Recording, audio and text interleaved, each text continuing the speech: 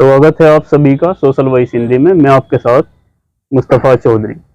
आज हम बात करेंगे ओपीएस को लेकर। जैसे कि आपको मालूम होगा, 1 अक्टूबर को दिल्ली के रामलीला मैदान में कर्मचारियों की लाखों की संख्या में भीड़ इकट्ठा हुई और ओपीएस की मांग की।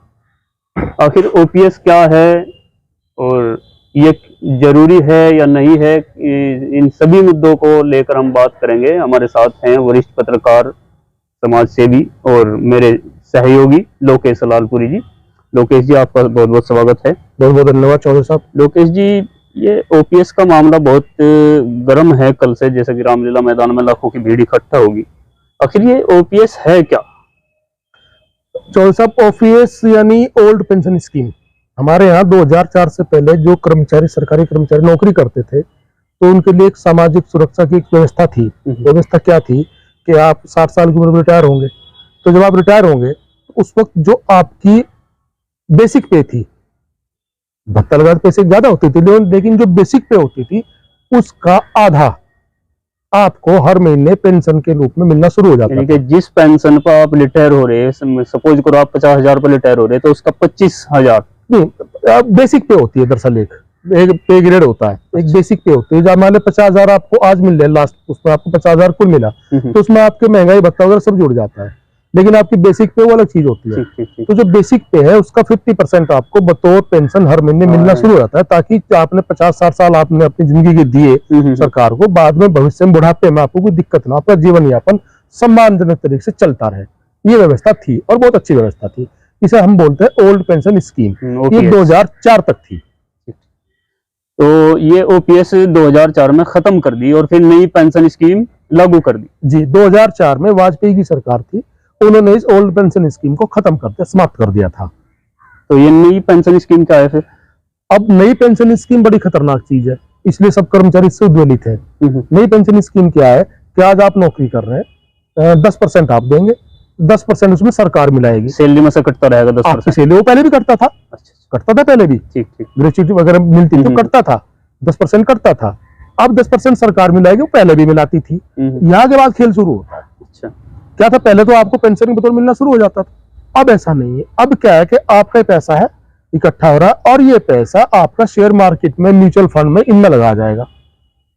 अब अगर कोई कंपनी डूब गई, आपका पैसा लगा हुआ, कंपनी चलेगी, भाग गई, जैसे विदेश में बहुत सारे लोग पैसा लेके भाग गए, तो क्या होगा कर्मचारी का? तो ये कर्मचारियों का पैसा डूब जाएगा। हाँ, और उसमें भी ये नहीं कि आप आज रिटायर हुए, आपका पैसा है जी 10 लाख इकट्ठा सरकार आपको तुरंत देगी, ये भी नहीं था। जो फंड वगैरह मिलता है वो भी एक साथ नहीं मिलना आपको। यानी ये नहीं कि आपको तुरंत ही आपकी पेंशन मिलनी शुरू हो जाएगी, नहीं, आपको उसमें पहले बाउंडेशन थी नई पेंशन स्कीम में कि आपका जितना है उसका 40% आपको पेंशन निधि में जमा कराना पड़ेगा। नई पेंशन स्कीम के तहत। यस, तभी तो आपने देखा होगा, मान लिया आज कोई आदमी 75,000 रिटायर हुआ, तो पेंशन में 1700-1800 रुपए। अरे एक आदमी 75,000 महीना कमा रहा, अपना जीवन यापन कर रहा, अचानक वो 1500 रुपए में कैसे काम चलाएगा? जिसको 75,000-80,000 रुपए मिलते थे पर मंथ, और वो 1500 में कैसे काम चलाएगा? हाँ, इसका एक सामाजिक नुकसान भी हुआ है। आपने देखा करप्शन पिछले 2004 के बाद सबसे ज्यादा बढ़ा है। क्यों बढ़ा? कर्मचारी अपने आप को भविष्य से अपना असुरक्षित महसूस करने लगा। ये सब पेंशन तो मिलेगी नहीं भाई, तो क्या होगा? हालांकि जो 2006 के बाद, 2004 के बाद, 2006 के बाद जिन्होंने ज्वाइन किया उनकी पेंशन बंद हुई, जो उससे पहले तो उनको मिलेगी, लेकिन उसके बाद जो नए कर्मचारी आए हैं उनको पेंशन मिलनी बंद होनी थी। ये है न्यू पेंशन स्कीम, जो एक बहुत घातक कदम है। और आप खुद ही कल्पना करके देख लो भाई, एक आदमी 3 दिन अपनी लाइफ के देता है और उसके बाद में कुछ भी ना मिले, उसका सारा सामाजिक सिस्टम गड़बड़ा जाए। आपने फंड की बात की, सपोज करो किसी को फंड मिलना 10 लाख रुपए, तो उसका 40% वहीं पे जमा होगा पेंशन के लिए जी। यानी कि 10 लाख में से उसको मिलेंगे 6 लाख जी, 4 लाख उसके पेंशन के लिए जमा होंगे जी। और वो पेंशन वही, वो 6 लाख भी आपको किस्तों में मिलने, एक साथ नहीं मिलना है। और अगर आपकी डेथ होगी तो आपको कुछ भी नहीं मिलना है। अच्छा, डेथ पे भी कुछ नहीं मिलना? क्या मिलना फिर? अरे अगर आप जिंदा तब आपको 1500-1600 रुपए, अगर 1800 रुपए, 2000-2200 मिलने, तो क्या मिलना हुआ? अच्छा, जबरदस्त विरोध हो रहा है। अब आज तो काफी समय से ये है, लेकिन कल जिस तरह लाखों की संख्या में कर्मचारी जो है यकायक रामलीला मैदान पहुंच गए और उन्होंने नारे लगाए कि ओपीएस या तो ओपीएस लागू करो या कुर्सी छोड़ो, इस तरह के तमाम नारे लगाए। जो ओपीएस लागू करेगा वो राज करेगा। इतना जबरदस्त विरोध के बावजूद भी आखिर सरकार इसको लागू क्यों नहीं कर पा रही? हाँ, ये बहुत मार्ग का सवाल आपने पूछा। आखिर क्या मजबूरी सरकार की है? देखो ये एक विचारधारा का सवाल है। क्या होता है, सरकार की एक विचारधारा होती है कि आप पूंजीवादी विचारधारा को रखते हैं या आप जनहित की विचारधारा रखते हैं। जैसे आपकी जो फिलहाल वर्तमान सरकार है यानी बीजेपी सरकार, ये पूंजीवाद के मॉडल पे काम करती है। अब इसमें पेंशन स्कीम इस तस्वीर में कहाँ फिट होती है, इसे बहुत गहराई से समझना। अब आपके दर्शकों से मेरा अनुरोध वो भी समझे खेल कहाँ शुरू होता है। अगर आपको आज पेंशन मिलती है, आपको मिलने शुरू जो पुरानी स्कीम थी, तो आप वो पैसा खर्च करेंगे, आपको मिले 10-20-25 हजार महीना मिला, आप वो खर्च करेंगे सारा। वो खर्च करेंगे तो आप जीडीपी तो उसका फायदा होगा ही होगा। तो आपका आसपास जितना सिस्टम है वो पैसा सबसे छनने के बाद कहीं जाएगा, वो बाजार जाएगा, खर्च करेगा। हाँ खर्च करेगा, उससे जितनी बार खर्च करेगा टैक्स में सरकार को फायदा होगा, सरकार को फायदा, जनता को फायदा होगा।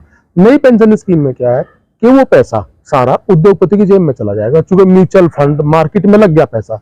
अब शेयर मार्केट में कौन लोग खेलते हैं, उद्योगपति। यानी उद्योगपतियों के शेयर का रेट बढ़ाने के लिए आपकी पेंशन बाप की तो बंद कर दी, वो पैसा वहां लगा दिया। कितना बड़ा अन्याय है। दो पैसा वहां जिस बंदे ने 30-35 साल अपने सर्विस में दिए, उसका पैसा कुछ उद्योगपतियों के शेयर मार्केट रेट बढ़ाने के लिए आपने लगा दिया। इसलिए कर्मचारी को तो कुछ मिलना नहीं है और उसमें सरकार को भी कुछ नहीं मिलना।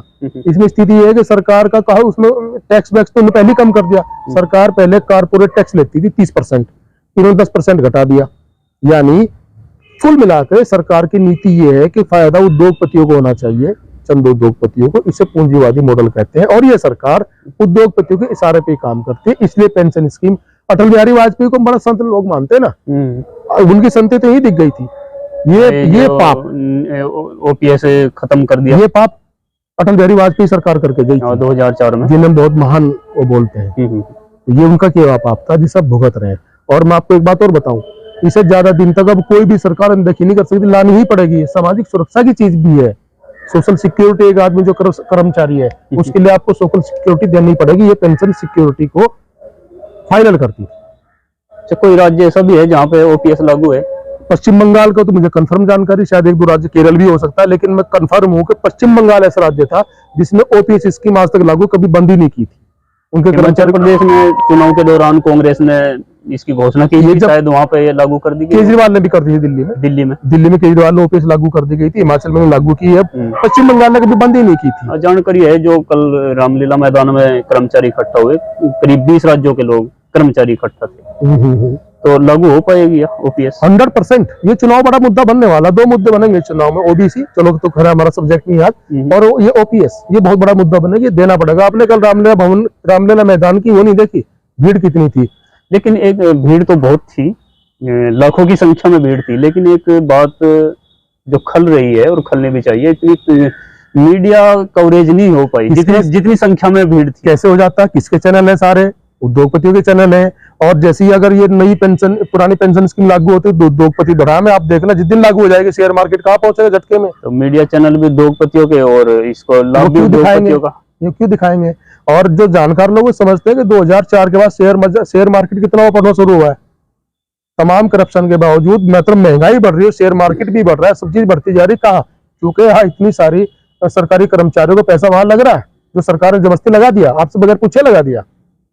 जिस तरह लाखों की संख्या में लोग कर्मचारी इकट्ठा हुए और चुनाव अभी सर पे है 2024 का, क्या कुछ फर्क डाल सकते हैं? तो अब जो भी सरकार आएगी, बीजेपी सरकार, तो मुझे लगता है लौट के आएगी, क्योंकि संख्या बहुत बड़ी है। लाखों लोगों का इकट्ठा हो जाना एक दिन के अंदर। दिल्ली की तमाम सड़कें जाम थी, 20 राज्यों के लोग। जानने वाले बताते हैं कि 2012-11 जो अन्ना मूवमेंट हुआ था, उससे ज्यादा भीड़ थी कल। ये भीड़ काफी थी, ज्यादा भीड़ थी। इसके अंदर ही नहीं कर पाएंगे। और कांग्रेस ने तो कर ही दिया क्लियर, जब तो चूंकि वहां भी लागू कर दी हिमाचल में, वो तो पहले इसकी पक्षदार है। अच्छा, तो जो सरकार ओपीएस को लागू करेगी, जाहिर सी बात है, एक बड़ा वोट बैंक अपने सब खींचेगी और वोट के पीछे सब इतनी बड़ी संख्या का अनदेखी नहीं कर सकते, कोई झेल नहीं पाया, अनदेखी नहीं कर सकते। तो उम्मीद है ये लागू दे। मुझे तो यकीन है, मैं बिल्कुल 100% गारंटी से कह सकता हूँ कि नई सरकार आएगी, ओपीएस स्कीम पूरे देश में लागू होगी। बहुत बढ़िया, बहुत धन्यवाद आपका। खैर, जिनका जो हक है वो उनको मिलना चाहिए। एक कर्मचारी अगर अपने सेवा का 30 साल 35 साल देश को देता है, अपने कार्य को देता है, और उसके बाद फिर वो बुढ़ापे का जो सहारा उसकी पेंशन है वो उसको मिलनी चाहिए। और क्योंकि उसका हक भी बनता है। जिस बंदे को 70,000 75,000 मासिक मिलता है और उसको फिर 1,500 रुपये पेंशन दी जाए, तो सरासर अन्याय है। खैर देखते हैं ओपीएस लागू होगा या नहीं लागू होगा। 2024 का चुनाव सर पर है। वर्तमान बीजेपी सरकार इसको फिलहाल लागू करेगी 2023 में, या फिर ये चुनावी मुद्दा होगा कांग्रेस का या बीजेपी का, क्या होगा ये देखने वाली बात होगी। बने रहिए हमारे साथ। बहुत बहुत धन्यवाद।